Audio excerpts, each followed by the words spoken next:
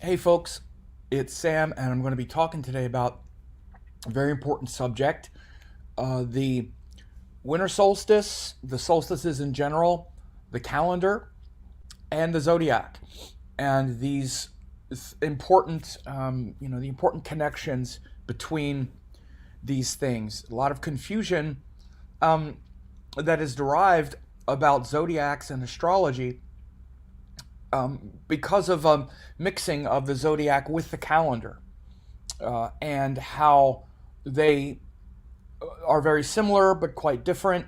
And I'm just going to try to break it down and make it easy today.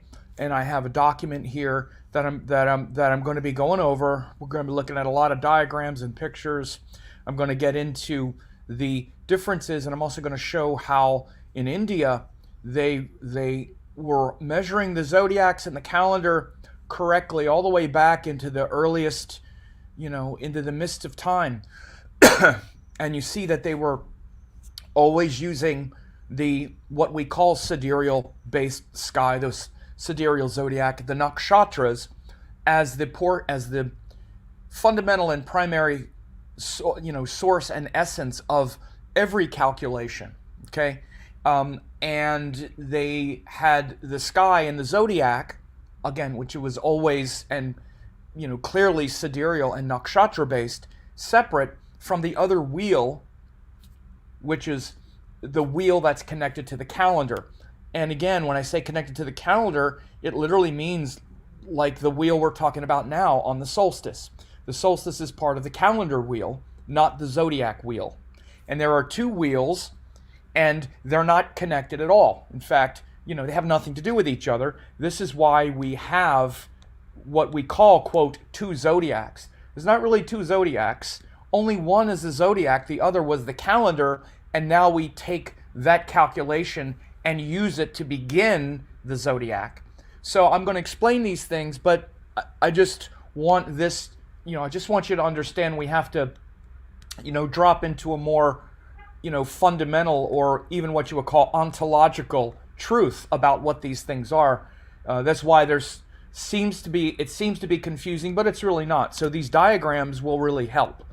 And I got a lot to get through here, as you see. This PDF, I'm going to go through the whole thing. This is like a master class here, where I'm going to go through a lot of material here. So you guys are free to talk and chat amongst yourself, but I'm just going to get to work on this. Oh, and I'll have a download for you in the comments, so you'll be able to download this and read it and share it with others so that others can understand what these things are as well. So let me just get going here.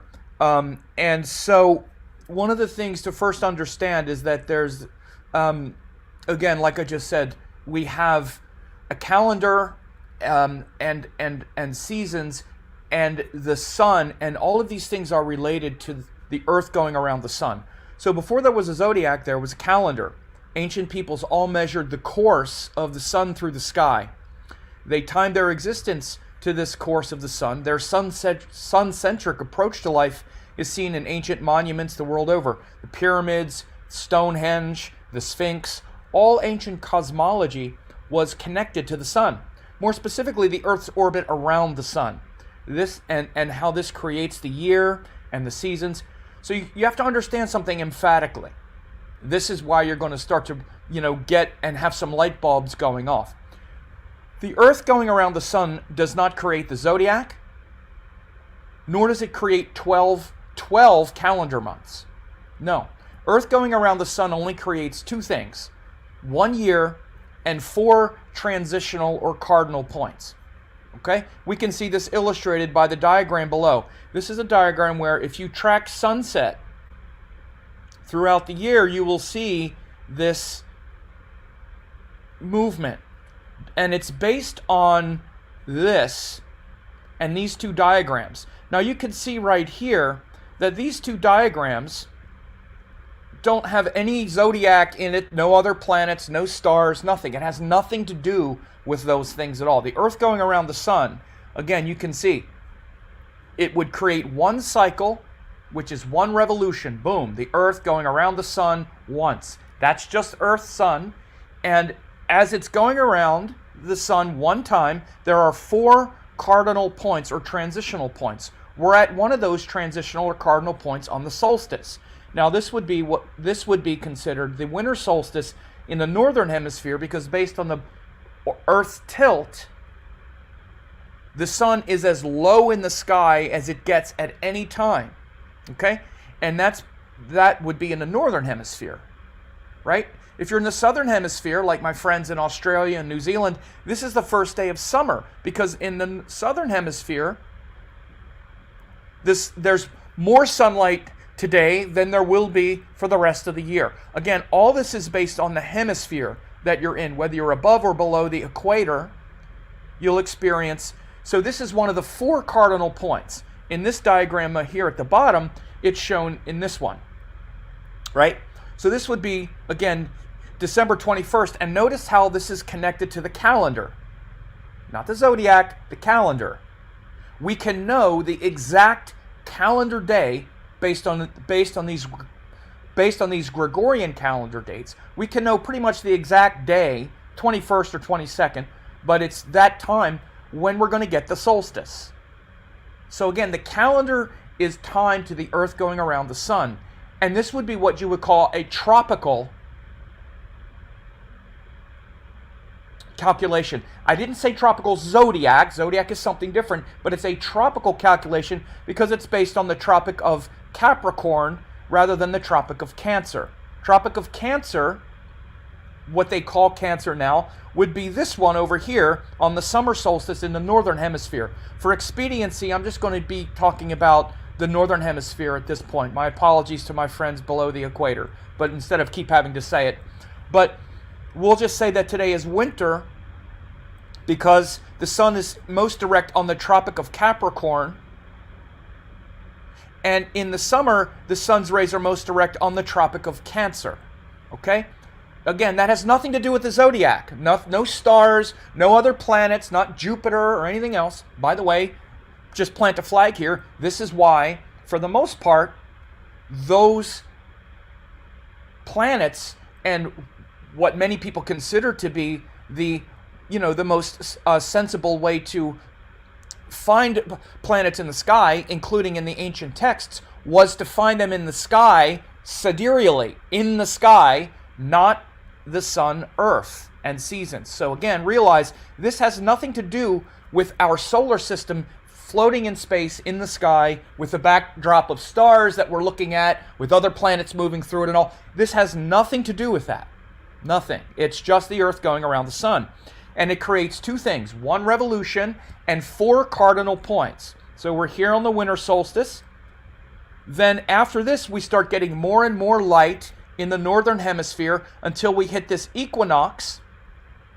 Equinox means equal night. So on the equinoxes, it's equal. So it's halfway between the lowest and the highest, right? So the equinox is like right here. It's equal. So this would be considered winter solstice.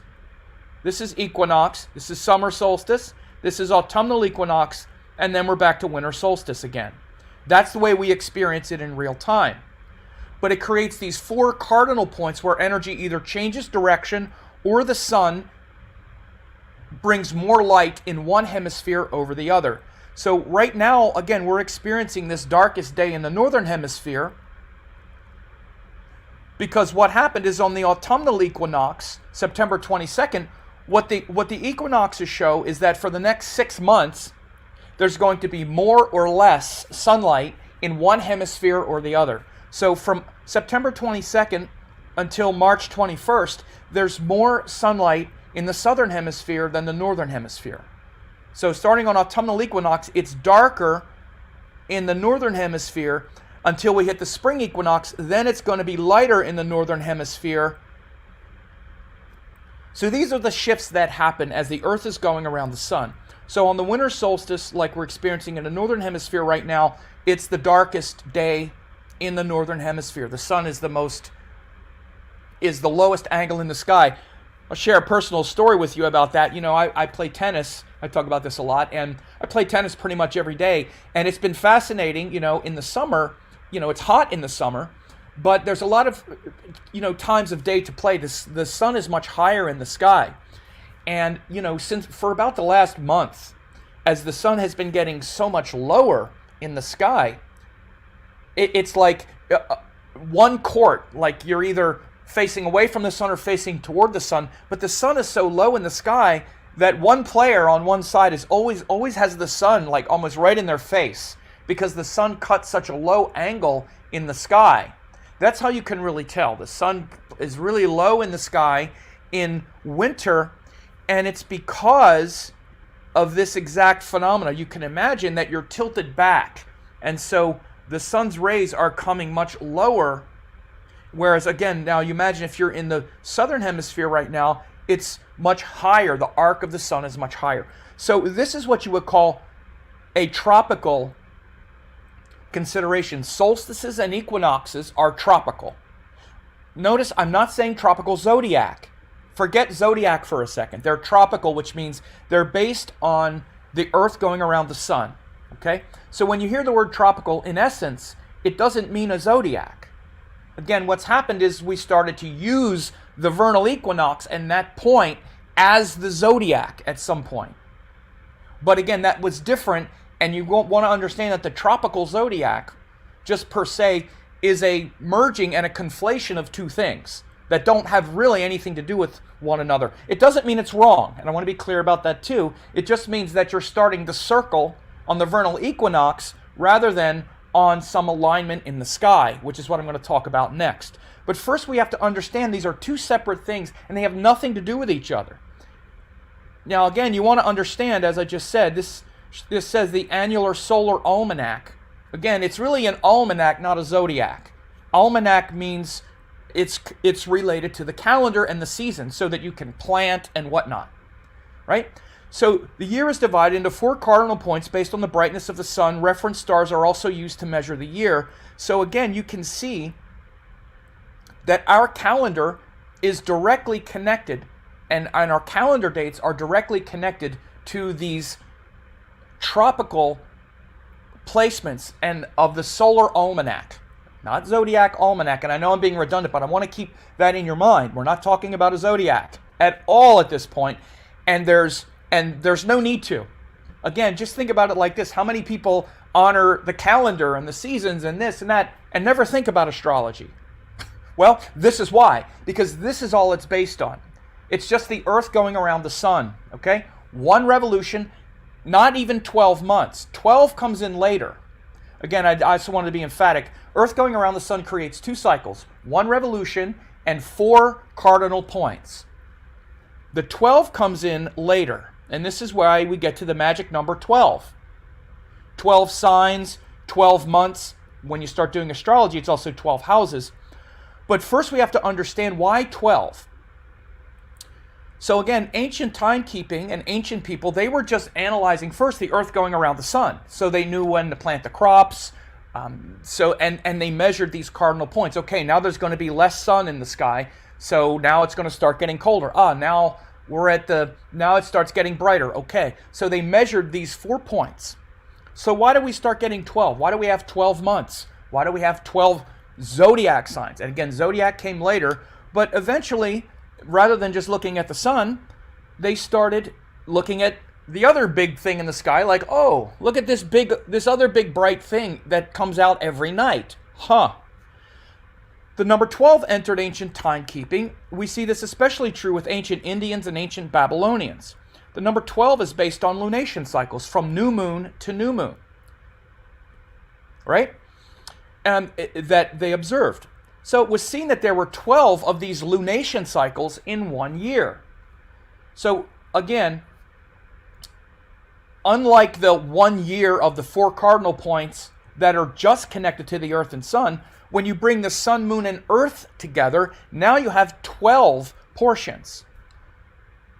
Because we also have to understand we're seeing all of this from Earth. So with the Indians, the earliest writings contained very well-developed calendar and zodiac. These 2 things were separate, meaning they were measuring earthbound calendar-based timing one way, and space-centric measurements in a completely different way.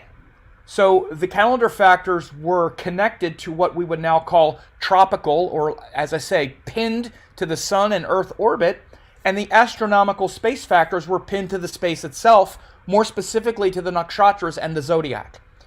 So the Indians defined the two terms as Nirayana and Sayana chakras. So that literally means the wheel with the solstice added.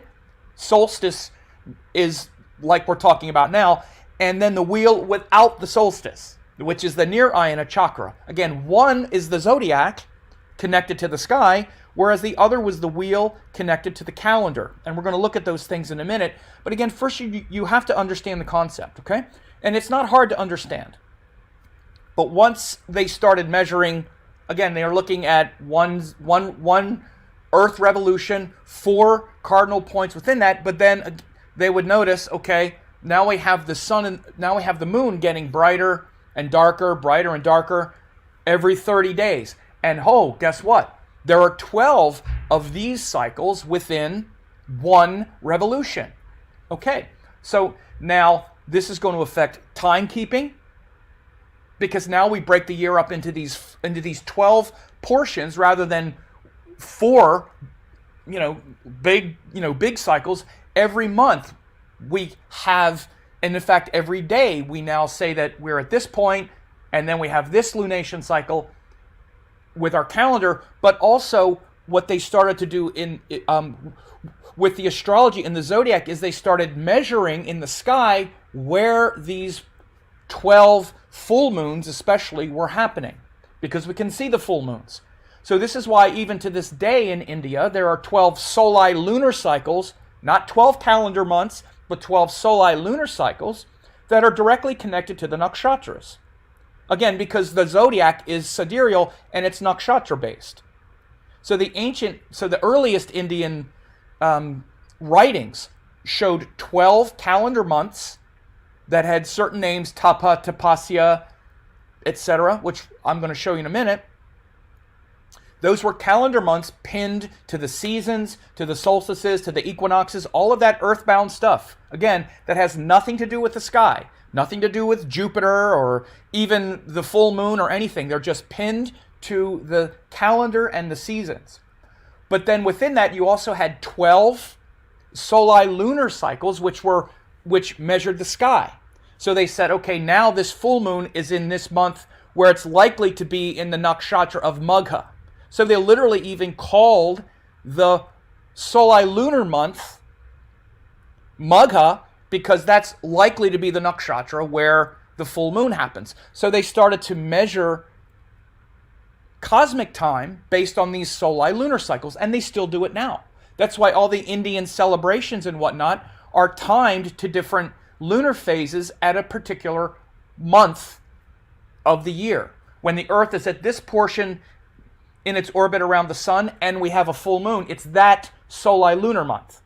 And it's another calendar month, because the calendar months are pinned to the seasons and the equinoxes. Soli lunar months are pinned to the sky, and the sky is a more cosmic time to celebrate universal spiritual principles and whatnot. So again, you want to see these things as being separate, right? So within that, again, it's not hard to understand, but you want to separate these things first before you try to put them together. Again, the reason it's confusing is people blur them together. And one of the biggest confusions about the zodiacs in general, again, whether it's Vedic or Western or whatever the heck you're doing, tropical or sidereal, is it just seems like it's, well, there's 2 ways to do it. Do it this way, do it that way. Yeah, it's whatever. No. One is fundamentally not even the zodiac. What we call tropical zodiac is fundamentally not a zodiac. Again, doesn't mean it's wrong. It just means fundamentally it's the calendar. It's a solar almanac in the northern hemisphere, by the way, of the northern hemisphere. So it's okay to use that as a zodiac if you want, but it's not fundamentally a zodiac. The sky is the zodiac, because even when you're using a tropical zodiac, you're still looking into the sky. You're just not now connected to the stars and to the sky itself. You're basing the calculation of the sky on the seasons, on the solar almanac, which you can do But you got to understand how these things are different before you try to put them together. So, for example, it's not the same as saying, like in Vedic astrology, where we have an Ayanamsha, right? An Ayanamsha is a different way to find exactly where the sky is. But it's not correct to say that someone uses the Lahiri Ayanamsha or someone uses the Yukteswar Ayanamsha. That's the same as the tropical zodiac. No. That's a whole different thing. Now you're in a different world now. Okay? So you want to just understand that there are two distinctions that you need to make. One is related to the calendar, and one is the zodiac. So the calendar is measuring the relationship of the Earth and the Sun. Earth to the Sun. The zodiac is measuring the space surrounding the Earth. That's what a zodiac is. The zodiac is outside of the solar system. The Earth and our solar system is in space. Zodiac is the connection to the space. Again, so the calendar has predictable time coordinates, which means you can know exactly when solstices, equinoxes happen because it's actually pinned to the calendar. That's what what you want to call once you start using the tropical calculation as a zodiac, it would be just as legitimate to call Aries, the first degree of Aries, as March 21st. You could literally call it the calendar date and it would be no difference because it's pinned to the calendar. Whereas the zodiac is measuring unpredictable space. So again, the planets can move anywhere. It's not locked into these predictable calendar dates. So again, a calendar is a social structure for earthlings. Zodiac is astrological structure for, karma and spirituality. The calendar is a tropical seasonal measurement. Zodiac is 100% sidereal until the 2nd century. Actually, that's when it was proposed. But the actual, the sidereal zodiac itself wasn't actually, deviated from until about the 9th century in Babylon.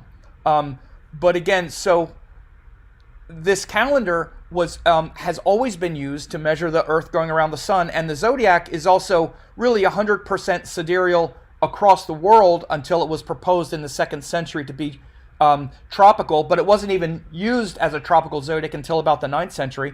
But again, the calendar is the year broken up into 12 months. The zodiac is the sky broken up into 12 signs.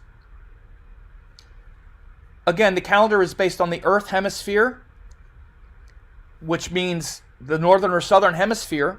That's really what the calendar is also based on. The zodiac is sky and galactic based. It's based on the sky and the galaxy and the space that's not moving.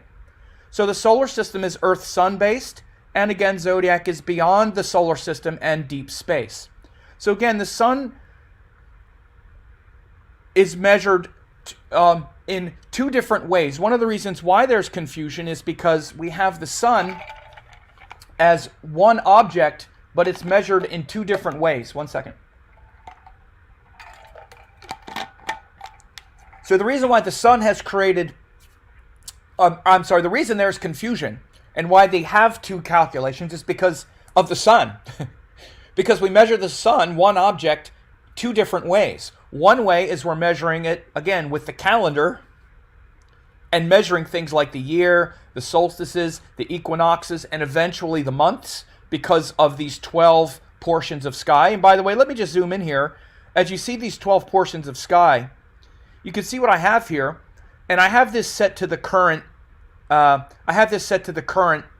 Level of procession. But you can see that, for example, this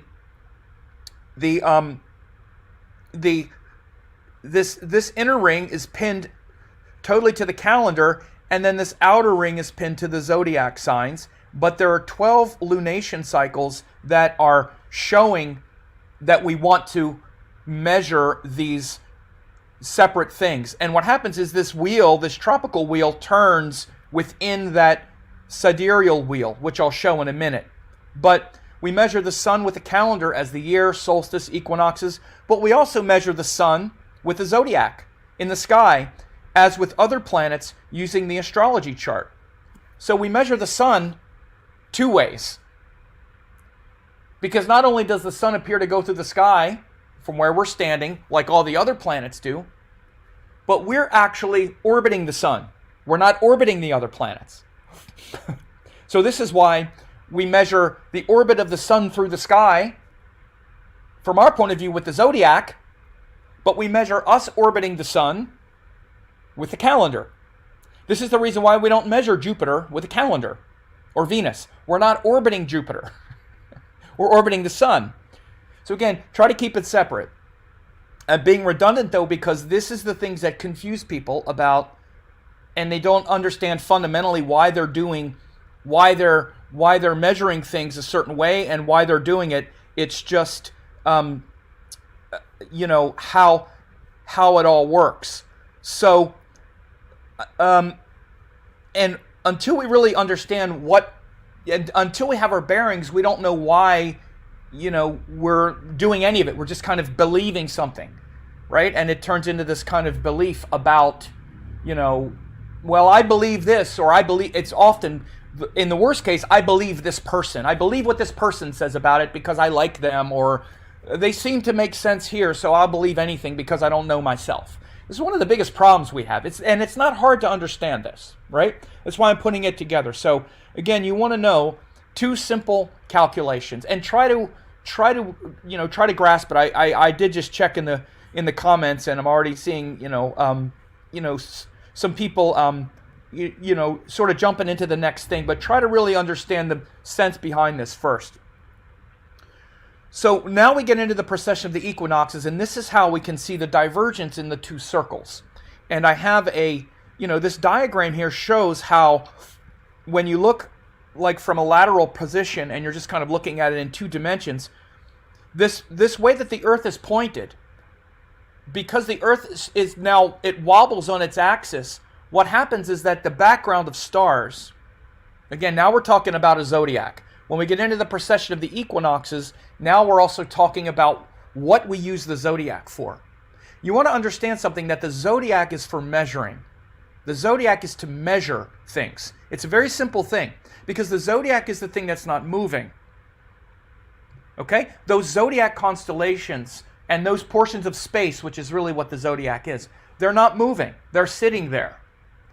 And so the zodiac is the thing into which we measure everything else, including the zodiac.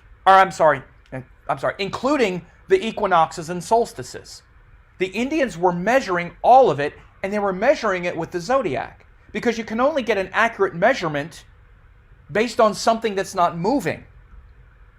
So they not only measure the planets moving through the sky with the zodiac and the nodes, but they also measured the procession of the equinoxes with the zodiac, with Nakshatras, like I said. And Nakshatras are absolutely sidereal. They are the space that's not moving. That's what Nakshatras are. So they were measuring everything with Nakshatras, and then later they conceived that the zodiac signs aligned with the Nakshatras, because everything aligns with Nakshatras. That's their primal source of measurement. So the Indians always did that. But again, you want to understand this. So when you're looking in the sky, that's the zodiac, and it's the thing that's not moving, whereas the procession of the equinoxes and the seasons and the calendar factors are moving in relation to the stars and the sky that's not moving. Okay? And so this is why we have, as you see here, age of Aquarius, approximately 2450. So again, I don't want to burst any bubbles about age of Aquarius, because I think it's great to be inspired by these things that are happening. And with this great conjunction, as I'm recording this, we're having a great conjunction of Saturn and Jupiter, and it's moving, based on the tropical zodiac, it's moving closer to Aquarius. Again, tropical Aquarius. So then it's being said that that's a kind of forerunner of the age of Aquarius, anticipating that. Again, I don't want to get into any of that, technically right or wrong or whatever. It's not. I think it's fine to be inspired and see that we're on the verge of the age of Aquarius. But we want to really even understand what we mean by the age of Aquarius. We're not talking about the age of tropical Aquarius.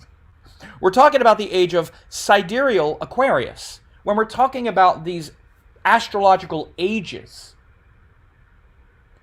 what do you think we're talking about? We're talking about when the procession when the Earth's wobble and the precession of the equinoxes, which means that the vernal equinox will then at some point happen in the sidereal zodiac sign of Aquarius. Right now, it's happening at about 6 degrees of sidereal Pisces. We're in the age of Pisces right now, and we have been for about 2,000 years, because the vernal equinox is happening in the sidereal zodiac sign of Pisces. Again, you want to understand that all of this, the zodiac is sidereal in nature. Every ancient culture, again, even the Greeks, all the way up until, the earliest was that it started to be applied was the 9th century. Even when the Persians started to calculate the zodiac based on the vernal equinox, they were still also using the sidereal calculation. But fundamentally, these same 12 portions of space have been sidereal forever. And this is what we're talking about when we're talking about these astrological ages. They're sidereal ages. So right now, based on the precession of the equinoxes, it's precessed. If you take this diagram and you put it in space, because again, we have these diagrams here, this diagram here, which shows this.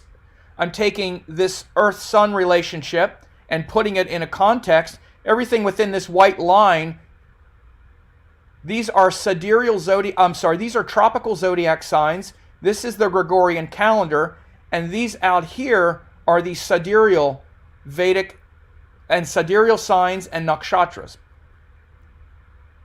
So right now, everything is processing back 1 degree every 72 years, and by the time we get to 2450, we'll have the age of Aquarius, because the precession will have moved back all the way through Pisces to Aquarius. I made a link to a great YouTube video here. I'd like to play it, but sometimes I don't know if it'll get flagged and this video might get taken down. But again, I'll put this, in fact, I'll just put it in your comments right now. This is a great video that gives a great illustration of the astrological ages and the conflation of how it got confused, because now you'll even see in the video, they have a video of the symbol of Aries. The astrological symbol of Aries literally means the vernal equinox. And then you'll see this video where Aries keeps going back through the astrological signs. So now Aries becomes Pisces, and then the sign of Aries, which is meant to symbolize the vernal equinox, is now in Aquarius and then Capricorn. So it's literally showing this whole thing that I'm talking about here. Again, here's another example. In 6220, the eye nuptial will be this far, right? And you can see it's like this wheel just keeps turning, and this precession just keeps getting bigger. By 6220, it's at the beginning of Capricorn, right? So instead of 2020, in 6220, it'll be this far. So this just keeps precessing back, but you see these sidereal signs haven't changed. They're just sitting there the entire time. But what's happening instead is this eye nuptial, or this solstice portion, keeps moving backwards against the fixed sky, which is not moving. Okay? So again, you want to understand this phenomena. Now, as I said, the Indians possessed an incredible knowledge of this all the way back, even in their earliest writings, in the Rig Veda and the Yajur Veda, in a section called the Vedanga Jotisha, and also in another section just based on the calendar. They gave a clear understanding of these two different circles. And you see, I'll just read through it here. In the India of 1200 to 1500 BC, we see a very sophisticated knowledge and usage of the sidereal zodiac and an understanding of the calendar. So these two different things, sidereal zodiac, or the Sayana chakra, and the calendar, or the I'm sorry, the Sidereal Zodiac or the Nirayana chakra, and the calendar as the Sayana chakra.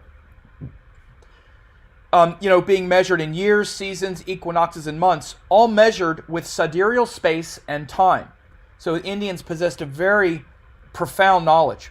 So although there are no writings showing the direct connections between Babylon and India, many who have researched the ancient archaeoastronomy infer that the 12 zodiac signs were a co-creation due to the sharing of other technologies between Babylon and India. Say mathematical formulas, the water clock. The likelihood that coincidentally the 27 Nakshatras in India somehow developed completely independent of the exact same section of the sky as the 1230-degree portions of Babylon seems extremely remote to many, including me. And we also know that the Babylonian Persian astrologers and mathematicians were greatly influenced by Indian astrologers and mathematicians. The great Persian astrologers and mathematicians Al-Khwarizmi, the inventor of algebra, and astrologers Al-Biruni, Abu Mashar all studied astrology and mathematics in India as well.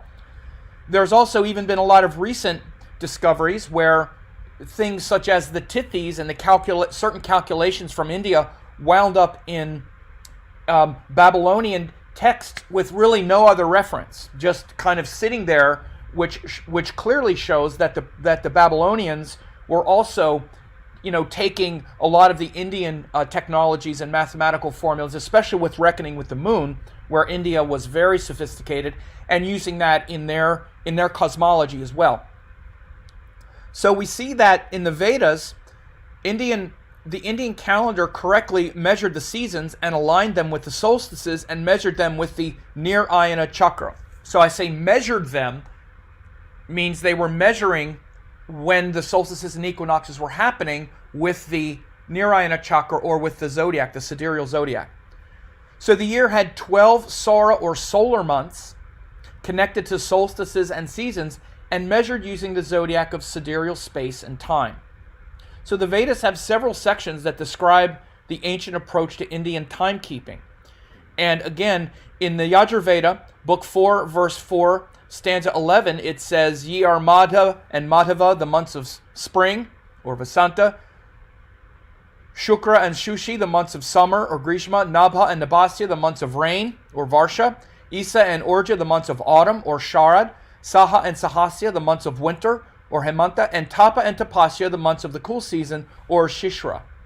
So they had 6 seasons back then, and again, and they were aligned with 12 months. Again, these are calendar months, and these are akin, and these 12 months were pinned to the Earth or Sun, or the Saura year, just like the 12 months of our calendar. So again, these aren't 12 zodiac signs; it's 12 months, right? And these 12 months are akin to the Gregorian calendar months of January, February, etc.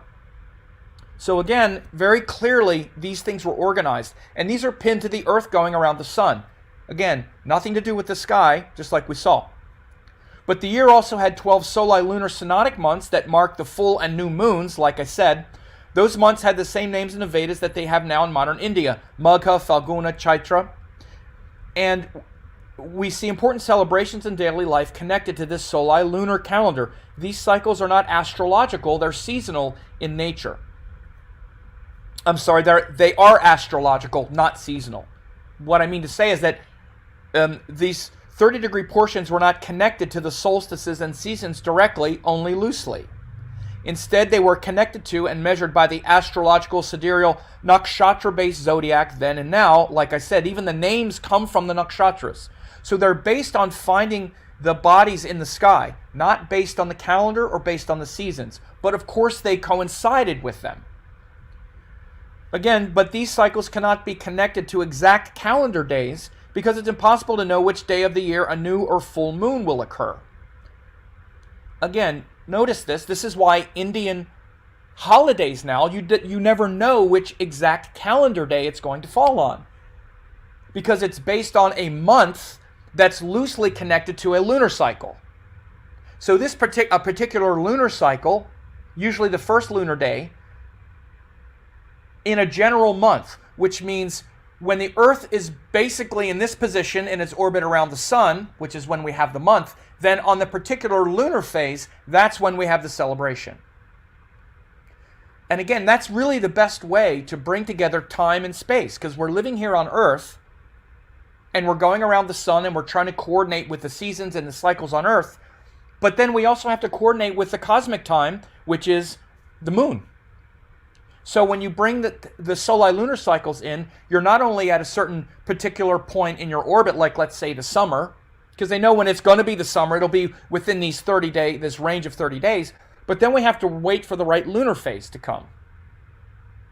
So this is the way Indian festivals are. Like, for example, Guru Purnima is literally like the full moon that's closest to the summer solstice in the northern hemisphere. That's what it is. It's the full moon that's closest to the summer solstice. And it usually happens when the moon is in the sidereal sign of Sagittarius. And the sun is very close to the summer solstice. That full moon is the one we call Guru Purnima. But we don't know the exact calendar date because it changes all the time. Right? So this is how, it's in the month of Ashad, the solar month of Ashad, the lunar month of Ashad. And it's that full moon. So the sun is in its orbit around the Earth is in its orbit around the sun, closest to the solstice, summer solstice, and then when the full moon happens, that's when you do it. So this is how the Indians have been doing it forever, and that's really the amalgamation of bringing together the calendar and the cosmic imperative, right? Our life on Earth and our cosmic life. So again, now we can see how they were measuring time and space in the Vedanga Jotisha, right? So this is the section of the Vedas where they had all of this calendar and zodiac stuff laid out. And this is, again, it's remarkable because when you're reading something from the rishis or from the great sages, because there's no wasted words. All of this stuff that I've broken out here and explained very succinctly is it's like 5 or 6 lines. It's just very quick. But within that 5 or 6 lines, it explains like the whole structure of the cosmos, the whole structure of the calendar and the zodiac and all of it. Like, it doesn't waste any words. It's not trying to explain it. It's not persuasive. It's just saying, here it is. Here's the thing. Here's the way it works. Here's what's set up. So I'll read through these and then I'll break up with some explanations. But again, from the same text that we saw this, again, he's just flat out saying, Mada and Madhava, the months of spring, Shukra and Shushi, the month of summer, etc. They're just saying it. If you don't know what that means, then you can't use the knowledge. But it's the same down here from the same text. We see the earliest Vedic astrological references and how timekeeping was approached and how the zodiac was calculated. Solar months were connected to seasons and solstices, but measured by the sidereal zodiac in space and time. Below are a few of the important sections. So the year length and the connection to the seasons and solstices are seen. Look at how much they pack into one sentence. 366 days for the solar year. In the year, there are 6 seasons, 2 ayanas. In the year, there are 12 solar months. 5 years make a yuga. Boom. Lays it all out. Again, and notice, all of this is grouped together. He didn't say anything about the moon or the zodiac. He's just saying all this stuff is related. This is all the same thing, basically. 366 days the solar year, 6 seasons, 2 ayanas or solstices. In the year, there are 12 solar months. 5 years make what they called a yuga. Boom, lays it all out. The following verses show that the new moon in Dhanishta or Shravishta Nakshatra began the soli-lunar month of Magha at that time. It also shows the solar calendar month of Tapa and the year or yuga beginning on the winter solstice of that new moon. So again, now he's one little passage like this now shows how all of this, how the seasons, the calendar, the year, all of it, and the northern course all sort of connect. When the sun, and in the text it says when the sun and moon, but this is likely a mistake when the text was updated, because it's not the moon. This was probably someone came to update it and they added the moon, but it's not the moon. It's when the sun occupy the same region of the sky together with the asterism of Shravishta. So when the sun is in the nakshatra of Shravishta at the beginning, at that time begins the yuga, or a 5-year cycle, and the synodic month of Magha, the solar seasonal month called Tapas, the bright fortnight of the synodic month Magha, and their northern course Uttarayana, or the winter solstice. So they're saying that they're actually this part, excuse me, I did make an update here, but this is incorrect. This should say the sun and moon here, yeah, because then it begins the synodic month of Magha. But again, they're also talking about that synodic month of Magha is what starts the seasonal month called Tapas and the northern course of the sun. So again, this is kind of mixed together with some translation, but they're basically saying that this northern course of the sun, which is where we're at right now on the winter solstice, after the northern course of the sun, when the synodic month of Magha occurs, we begin the year, and it begins the yuga, which is the beginning of a 5-year cycle. So when they're saying the yuga, they mean the year, and that it's starting in the asterism of Shravishta. So it means at that time when the new moon came together, or when the northern course occurred, it occurred in the nakshatra of Shravishta, as we see here. When situated at the beginning of the Shravishta segment, the sun and moon here, this is the part. This is where the and moon part I should have edited. Excuse the error. This one should be the moon. This one shouldn't. It shouldn't say sun and moon. It should just say sun. Begin to move north. When they reach the midpoint of a Slasha segment, they begin moving south. Excuse me, I updated this, and this one should say sun and moon. This one is likely the mistake. And again, this one comes after because it says when the sun and moon occupy the same region of the zodiac together in the asterism of Shravishta, at that time begins the yuga, or the year, and the month of Magha. So again, sun and moon coming together at this time shows the month of Magha, and the solar seasonal month called Tapas, and the northern course. So this is where you see a little bit of slop getting into, because when this was updated, it says when situated at the beginning of Shravishta segment, the sun and moon begin to move north. That's almost clearly a mistake. It's not sun and moon. It would just be the sun begins to move north. When they reach the midpoint of a Slasha segment, they begin moving south. So anyway, sorry for that little bit of confusion. But what this means is that at the time this was written, the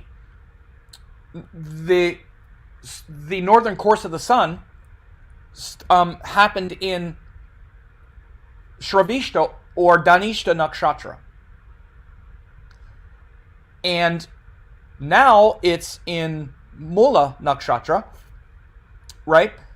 So again, based on this procession of the equinoxes, it keeps moving backwards, like we said. At the time this was written, this is how we know how old this is.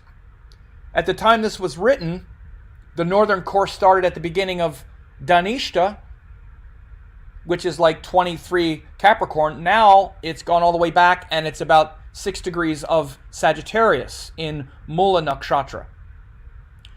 So again, I just want to go back because there might have been some confusion up here, but all of this here is pinning together all of those tropical placements, right? It's saying that when the sun and moon come together, which is the new moon after the solstice, that's when you begin the year, the yuga. That's when the season begins, which is the month called Tapasa, called Tapas, and also that season also begins. So they timed all of that together, and that's all tropical related.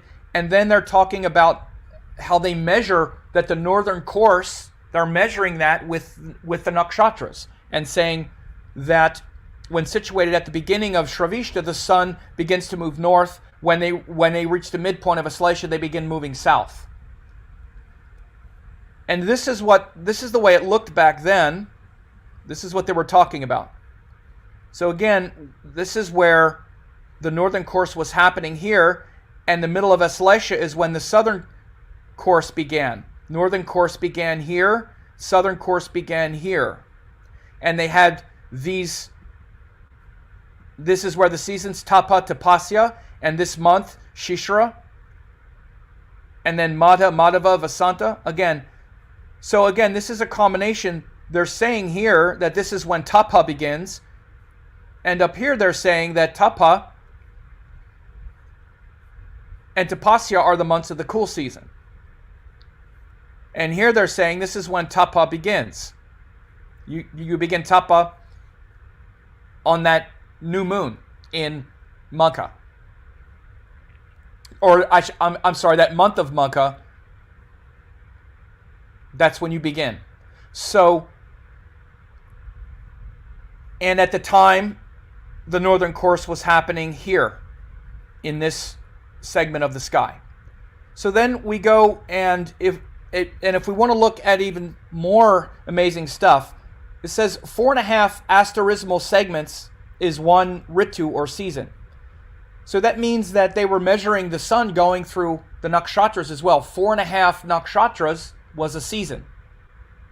So do the math. 6 seasons multiplied by 4.5 nakshatras is 27 nakshatras. So again, they were measuring out seasons by the sun moving through nakshatras.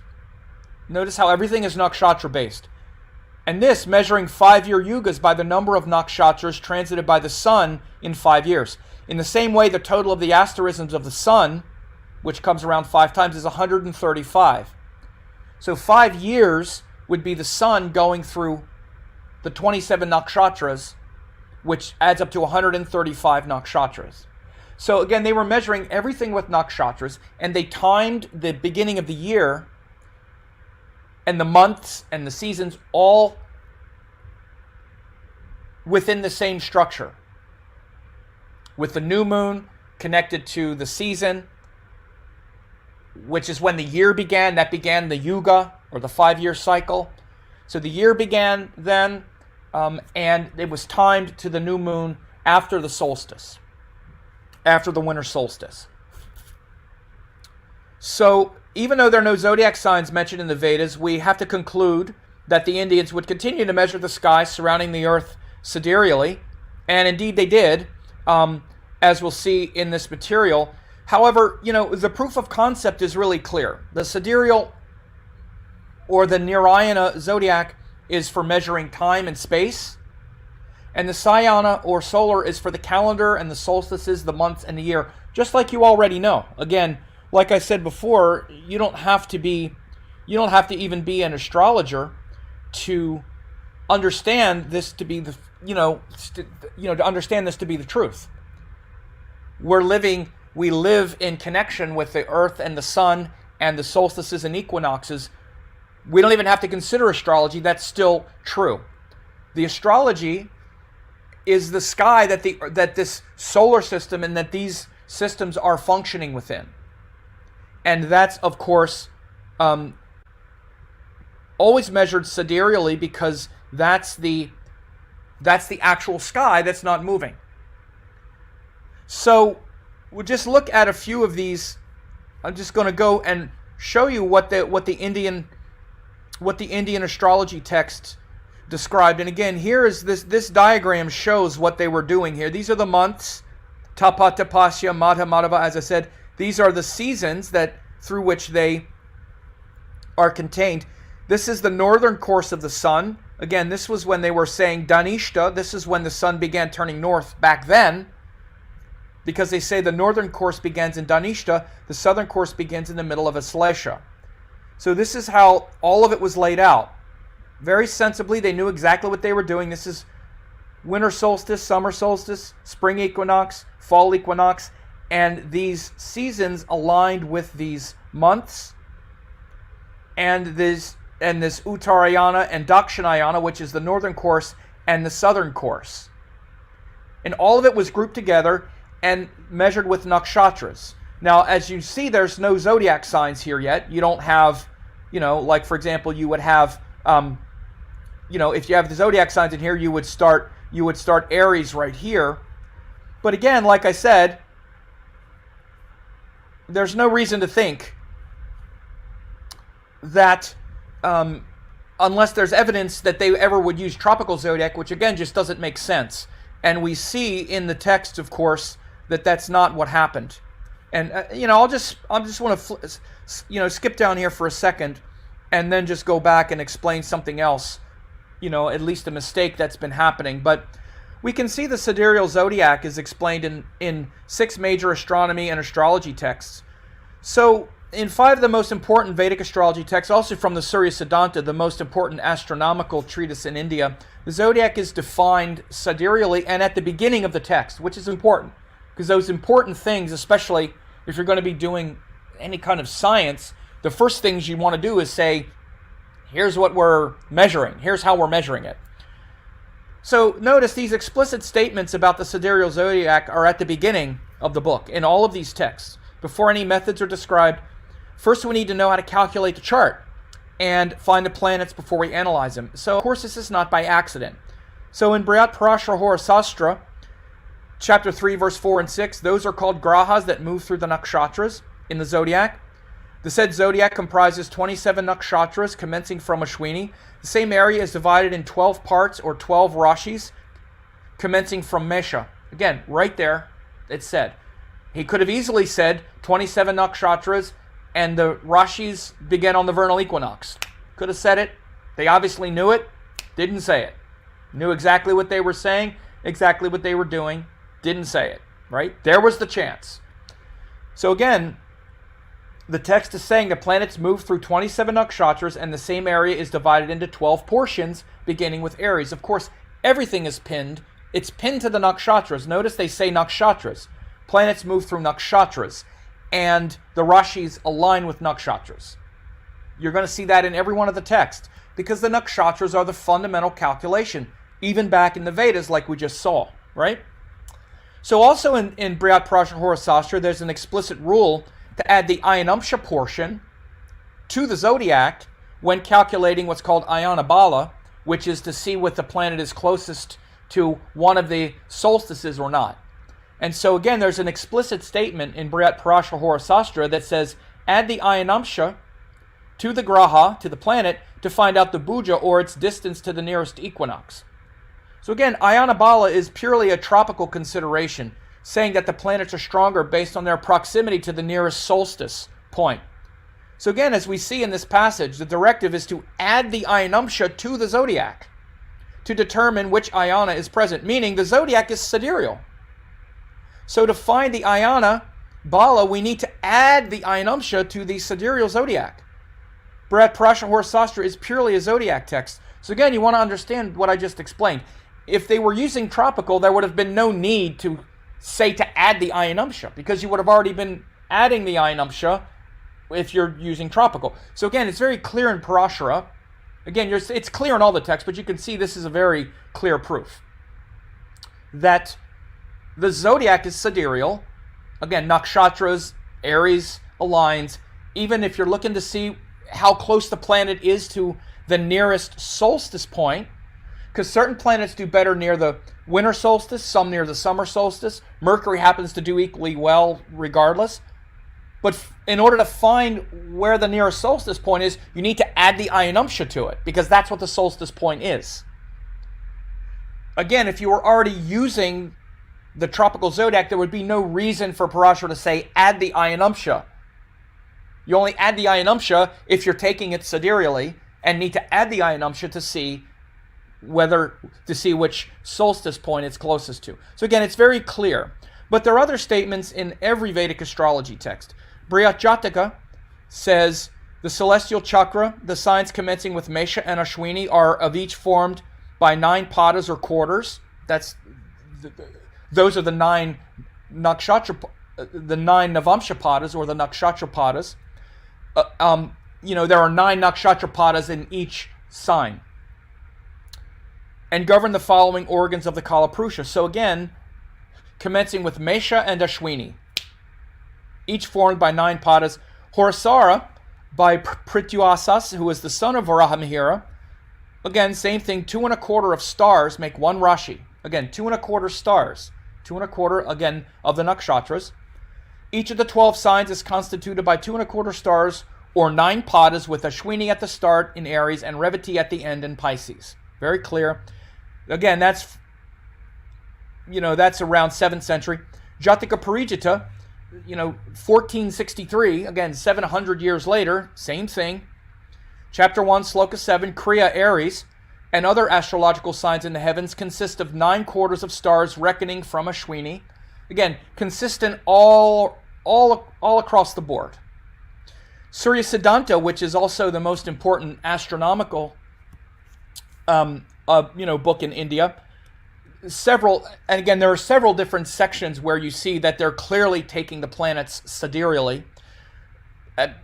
Just to read a couple here. One, at the very beginning, in the chapter called Mean Motion of Planets, the planets moving westward with exceeding velocity but constantly beaten by the asterisms or nakshatras fall behind at a rate precisely equal, proceeding each in its own path.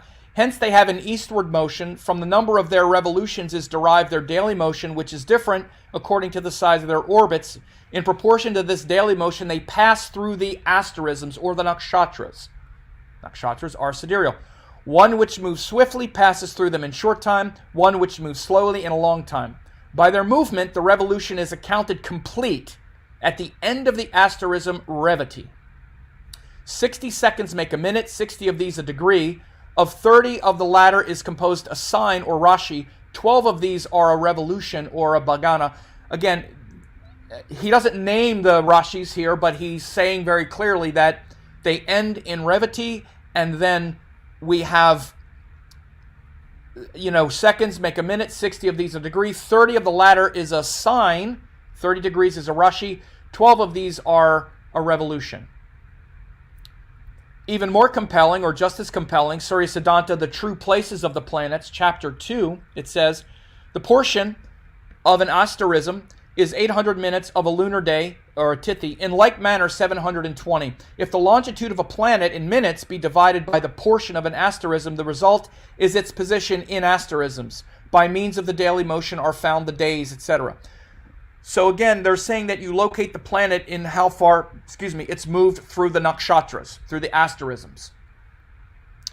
So the ecliptic is divided into 27 lunar mansions of equal amount. In order to find accordingly in which asterism at a given time the moon or any other planet is, we have only reduced its longitude, not corrected by the procession. So this is a comment. This is the comment in the existent version of Surya Siddhanta that most people read by Burgess. He's even making a comment here that you don't correct the longitude of the planet by adding the procession or the ayanamsha.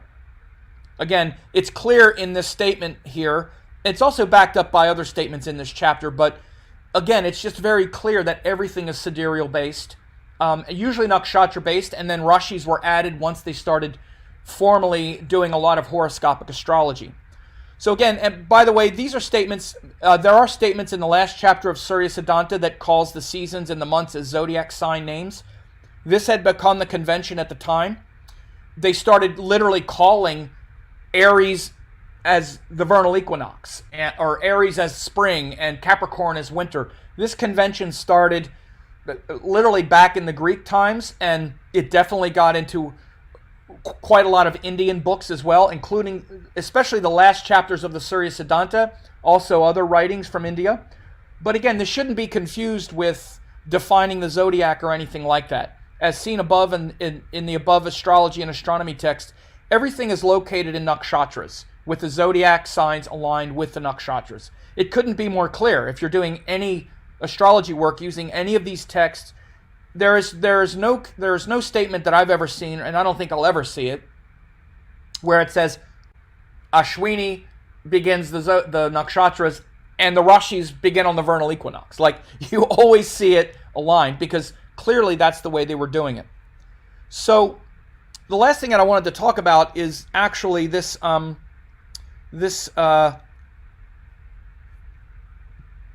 it's actually a mistake that has crept into the cosmology of India, and especially the calendar. Right here, you see what's supposed to be happening right now on this solstice day is this is the beginning of the northern course. This is supposed to be literally what's called Makara Sankranti. And those who are Indian, I've heard of Makara Sankranti because it means the ingress into Capricorn. That's what it means.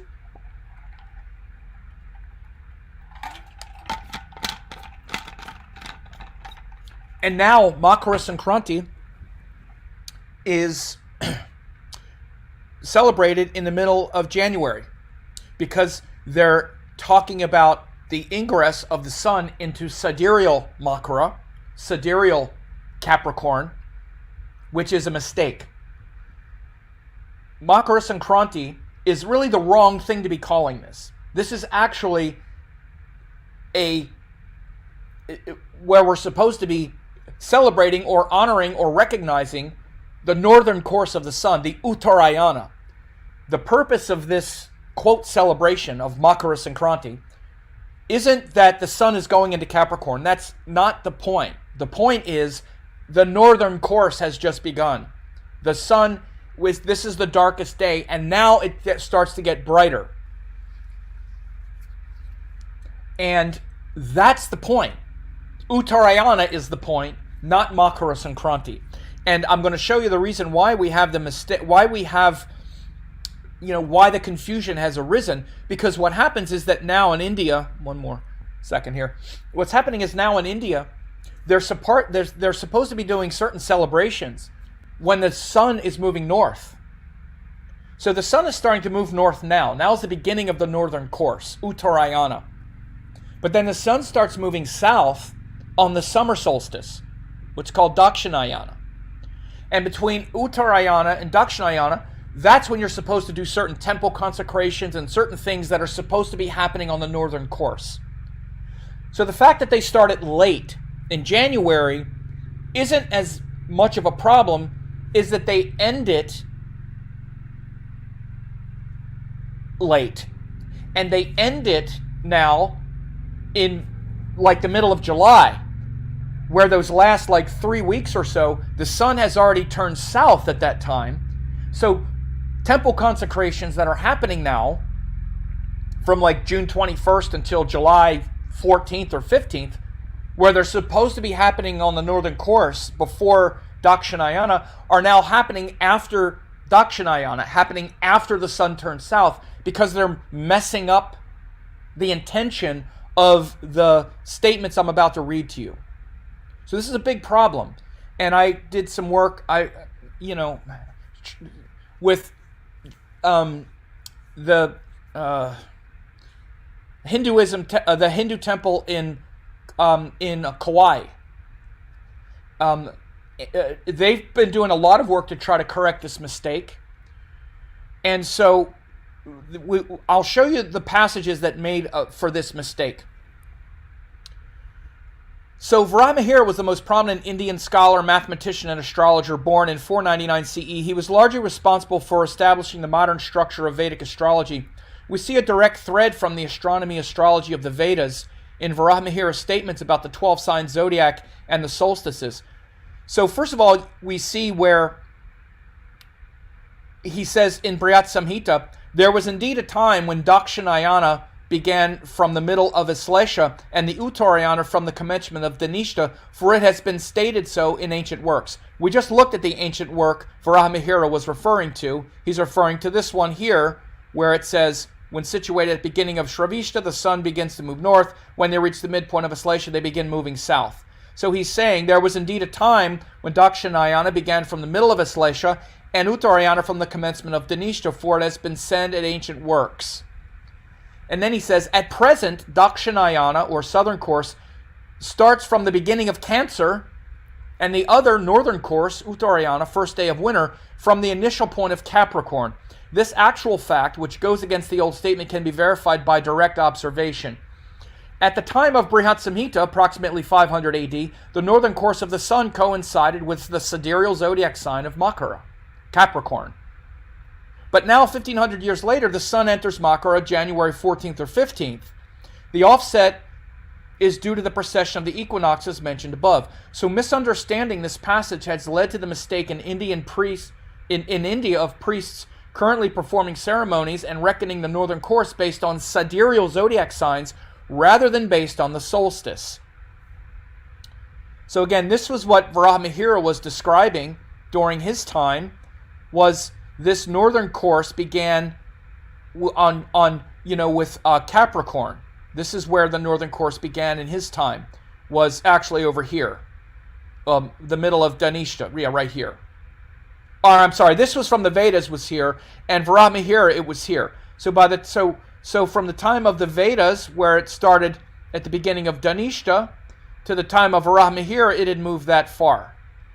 Okay? Now, it's moved all the way over here.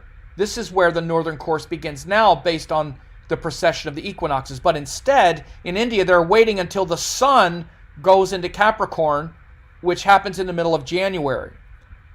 So, again, this is a big problem. So, again, the reason I decided to talk about all this stuff today is because, again, don't feel bad if you're confused about the zodiac and the calendar and what all this stuff means. Even priests, people who are trained to know this stuff, have confused this, and it's a big problem. Even in India, where they, again, I just want to read this statement again. What this statement is about, and this is why you need to read a lot of texts with a lot of context in order to understand the intention. Because you can see, he says, at present, Dakshinayana starts from the beginning of Cancer, and the other from the initial point of Capricorn. The point of this text, of this statement, is not the zodiac sign. It's the ayana. He's saying, at present, Dakshinayana starts from the beginning of Cancer. But that was in his time, 1500 years ago.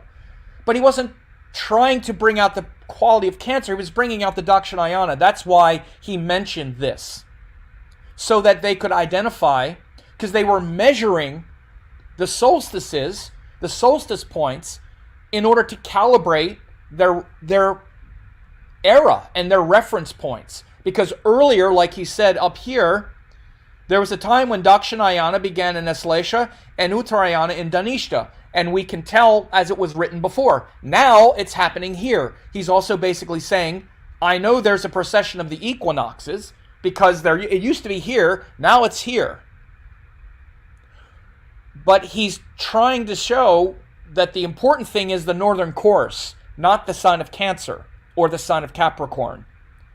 And what happened is the meaning of these things got flipped around. The meanings get flipped around and the emphasis is placed on the wrong thing. Even the name of the thing now is called Makara Sankranti, which means the sun going into Makara, the sun going into Capricorn. Again, at the time of Varahamihira, the Uttarayana, which is the point, coincided with Makara Sankranti. Now it doesn't. Now it coincides with 6 degrees of Sagittarius, middle of Mula. So this got flipped upside down. So it's very easy. This is why you see confusion around these issues. I've tried many times I've reached out to a lot of people, even Modi. I've posted on Modi's Twitter feed to hey, Modi, I know you're interested in restoring Indian integrity to the sciences. Here's a mistake. Fix it. Do something. This is Makara Sankranti is celebrating return of the light and and it's supposed to coincide closely with the new year, because like we saw in the Vedas, what happened is the new moon after the northern course is when they began the year and began the seasons and began the months and all of that stuff and began the yuga. So, I've been in contact with a lot of people about this to restore the calendar to what it should be, which is an alignment of these cosmic cycles, these earthbound cycles with the zodiac, it's actually quite simple what happened, even though it's complicated to get your head around the first time you hear it or so. So I know this is a complicated video. Everybody's used to something a little bit easier or whatever, but once in a while I just need to let it rip and teach something important here and just put it out there so that people can see it and learn from it. And you can download this and read this a few times and share it with people. But again, you have to understand that there are two completely different calculations and circles and wheels. One is just the Earth related to the sun and the seasons, the calendar months, which come from the lunation cycles. The 12 lunation cycles each year create 12 months. We break up the year into those 12 portions.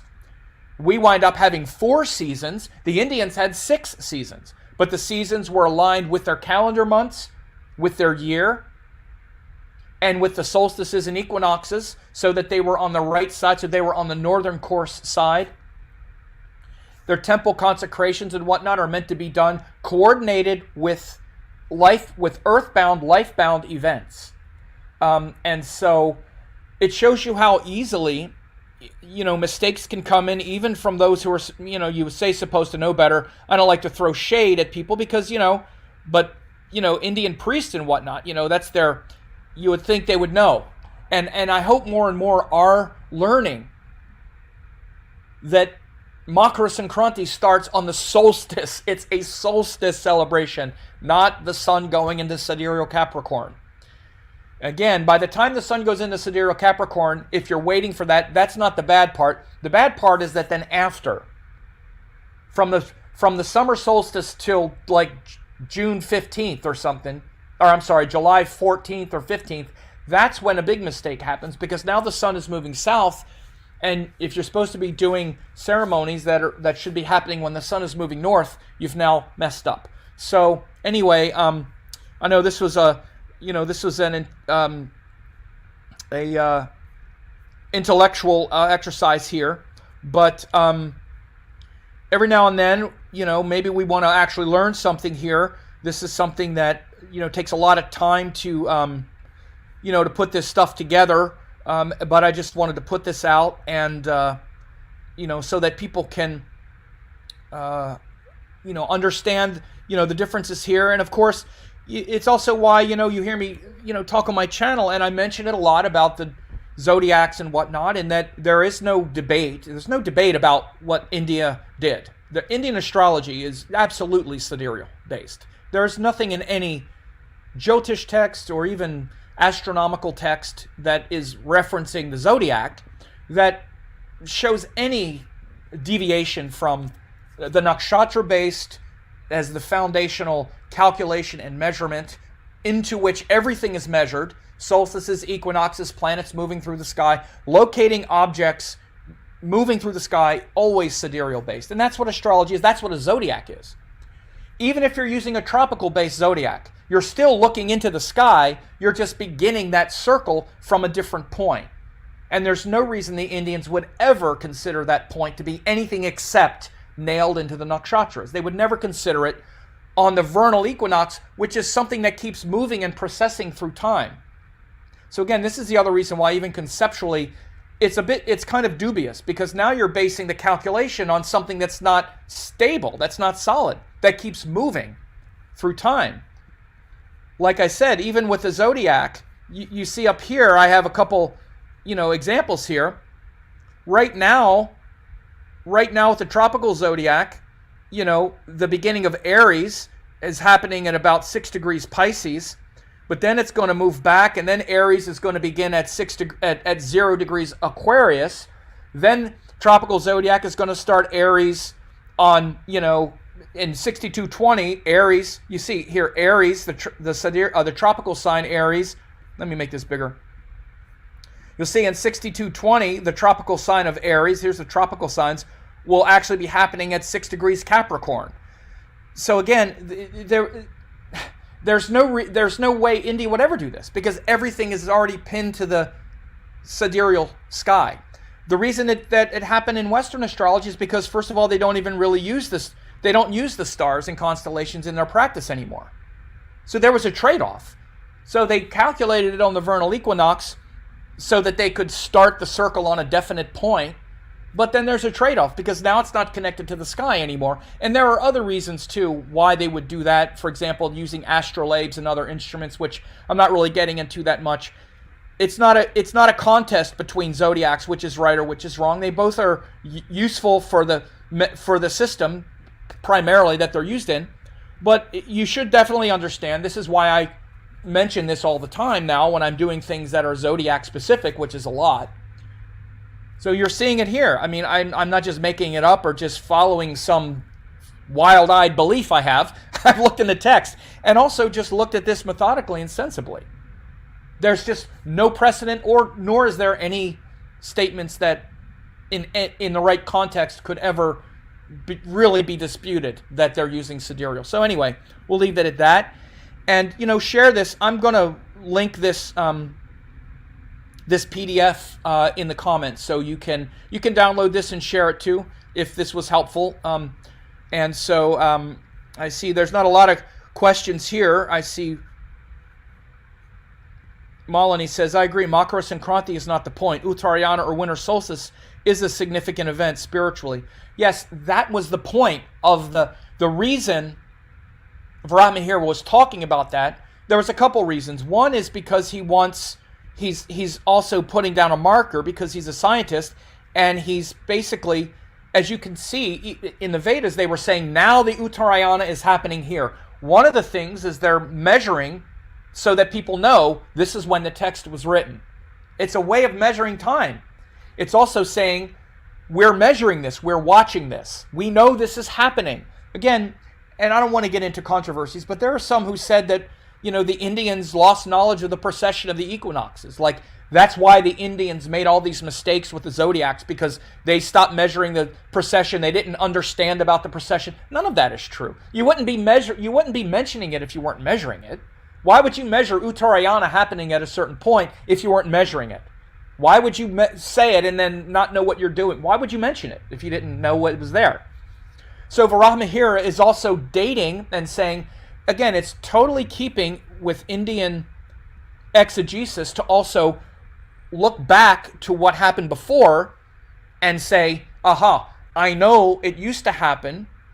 Uttarayana used to be in Dhanishta as it was written in those ancient texts. Now Uttarayana is happening in Capricorn and Dakshinayana is happening in Cancer. Again, so you can know when we wrote this text, and you can know that we're using the astrology signs, or for whatever purpose he mentioned, but the purpose wasn't to make the distinction that it's the sun going into Cancer or Capricorn. The reason for making the statement was to indicate Uttarayana, or the northern course. So anyway, so this is all I have to say. I hope this was interesting, because again, I still get a lot of questions about the zodiacs, and I'm about to do some major stuff on the zodiacs, including finishing a book, finally releasing a book that I'm finishing on this, so people can learn and read for themselves how this works. It's fascinating, and you all take care. Have a good one.